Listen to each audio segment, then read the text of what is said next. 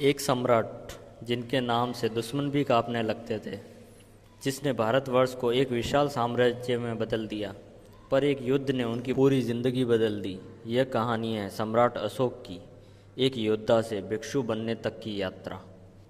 सम्राट अशोक का जन्म ईस्वी पूर्व 304 में मौर्य वंश के राजा बिंदुसार के घर हुआ था। उनकी माता का नाम शुभदांगी था। अशोक बचपन से ही अत्यंत बुद्धिमान, निडर, युद्ध कला में निपुण थे, किंतु राजमहल में उनको कभी स्वीकारा नहीं गया, क्योंकि बिंदुसार उन्हें विशेष प्रिय नहीं मानते थे। युवावस्था में अशोक ने तक्षशिला और उज्जैन जैसे महत्वपूर्ण क्षेत्रों को विजय किया।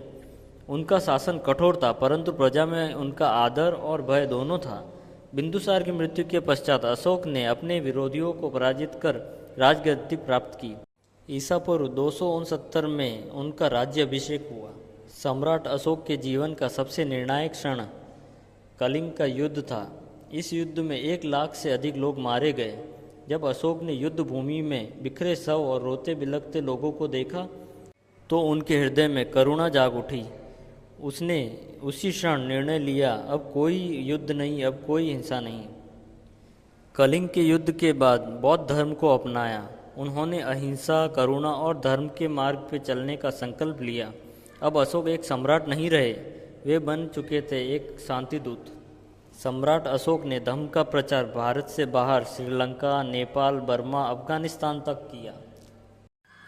उन्होंने अपने संदेशों को स्तंभों और शिलालेखों पर अंकित करवाया, जिन्हें हम आज अशोक स्तंभ के नाम से जानते हैं।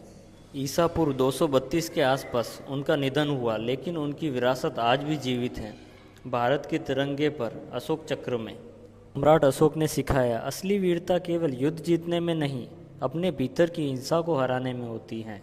यह कहानी थी सम्राट अशोक की, जो एक सम्राट से एक युग पुरुष बन गए।